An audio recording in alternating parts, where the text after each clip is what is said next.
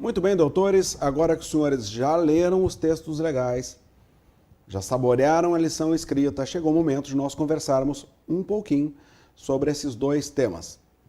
Lição leve, tranquila, mas cheias de detalhes, e nós vamos mais uma vez fazer algumas anotações importantes para lhes alertar de alguns detalhes que os senhores precisam lembrar no momento da prova.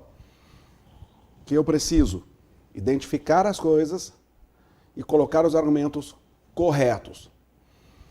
Na lição escrita, eu lhes entreguei um pouco mais do que nós precisamos para o exame prático. A minha prova é prático-profissional. Eu não preciso fazer a distinção entre prova irrepetível e prova cautelar, entre os sistemas de aferição da prova. Não, eu preciso identificar se ela foi bem produzida ou se ela foi produzida de forma irregular, se gera nulidade, se é uma prova ilícita. É isso. Então nós vamos com muita tranquilidade navegar por alguns dispositivos legais e eu vou lhes alertar o que os senhores precisam ficar atentos na hora da prova. Prezados, de cara eu gostaria de lhes alertar que daqueles princípios todos que eu lhes coloquei lá acerca das provas no processo penal, talvez o único que efetivamente precisa ser colocado na prova é o da não autoincriminação, segundo o qual ninguém é obrigado a fazer prova contra si mesmo. Os senhores vão usar exatamente essa expressão, princípio da não autoincriminação. Um hífen só, entre o não e o autoincriminação com uma palavra só. E talvez nós precisemos colocar também a expressão em latim que identifica esse princípio. E isso é muito tranquilo de fazer, porque eu lhes mostro que os senhores vão levar isso junto. Olhem só.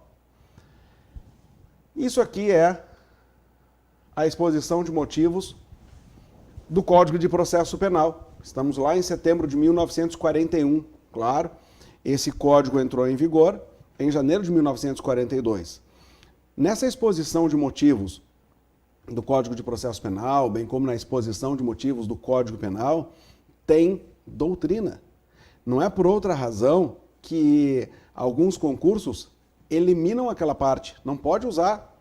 Vários concursos não admitem que se use a exposição de motivos do Código Penal, Código de Processo Penal. Por quê? Porque está lá o que é erro de tipo, erro de proibição, as coisas estão lá.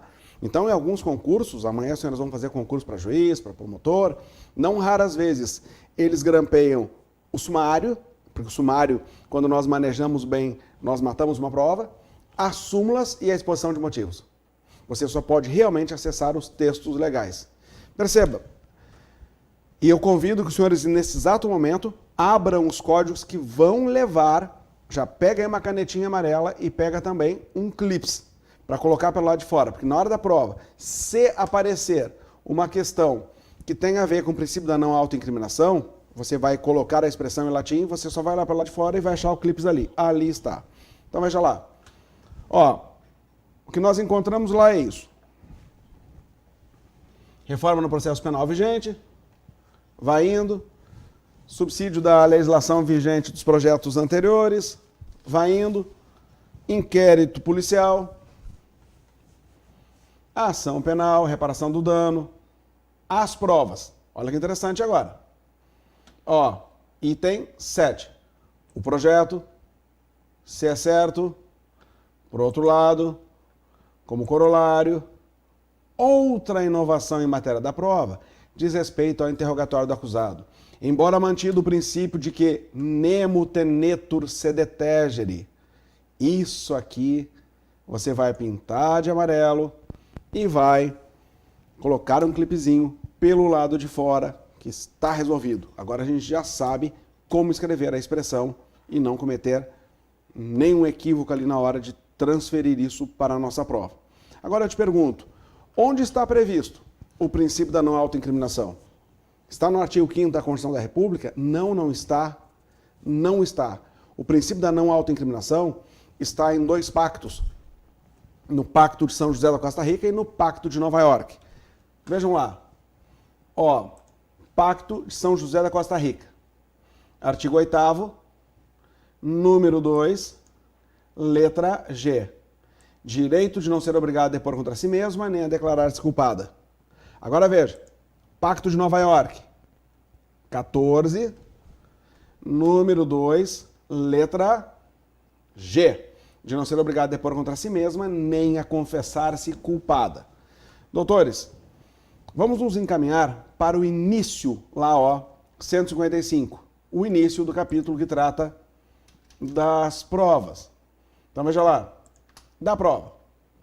O juiz formará sua convicção pela livre apreciação da prova, produzida em contraditório judicial, não podendo fundamentar sua decisão, marca isso, exclusivamente nos elementos informativos colhidos da investigação.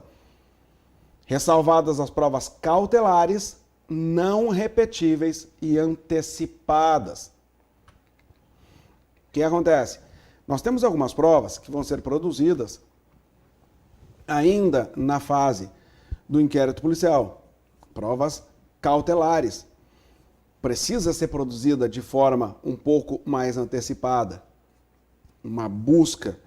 Nós temos 3 blocos de cautelares no processo penal. Existem as cautelares de natureza pessoal, que são prisão, medidas cautelares diversas da prisão e liberdade provisória, lição que já vencemos. As medidas cautelares reais são aquelas que recaem sobre o patrimônio do sujeito, ou seja, medidas assecuratórias, como arresto, sequestro. E medidas cautelares probatórias, busca e apreensão, perícias.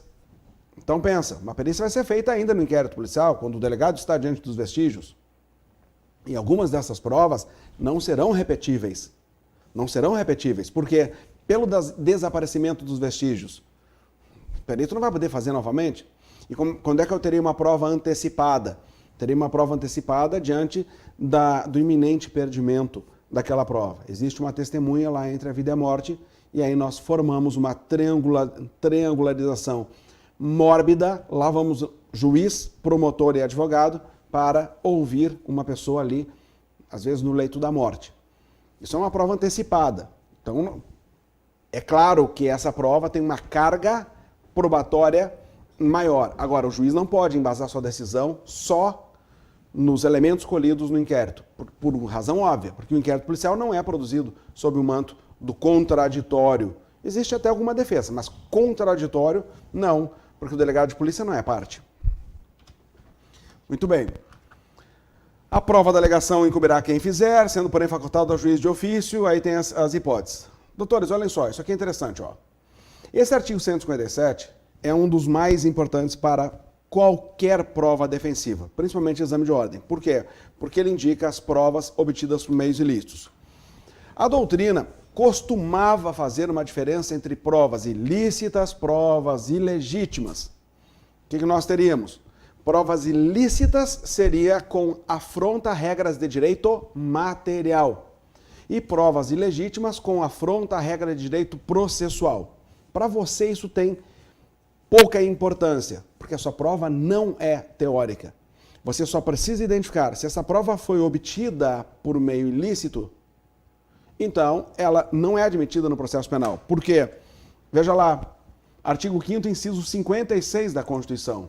Constituição, 5º 56, são inadmissíveis no processo as provas obtidas por meios ilícitos.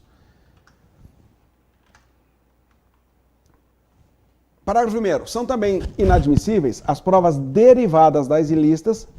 Bom, vou parar aqui.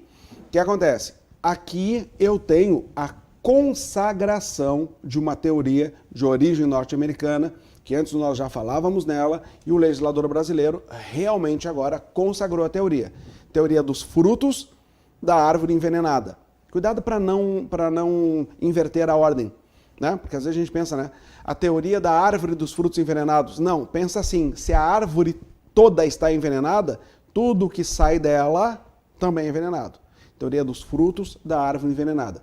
Ora, se aquela prova original é ilícita, todas as que decorrem dela, ou seja, tem nexo, certo? Tem nexo causal. Todas as que decorrem dela são igualmente ilícitas, mas dessa vez ilícitas por derivação. Doutores, a prova originariamente ilícita, não tem cura, não tem salvação. Mas a prova ilícita por derivação tem cura. Se nós conseguirmos quebrar o nexo entre a prova por derivação e a prova originária, é possível sim dar validade àquela por derivação. Esta é uma pequena parte de uma de minhas aulas. Se você quiser assistir a todo o conteúdo, entre em daviandré.com.br e conheça os cursos que já estão à sua disposição. Um grande abraço e até a próxima!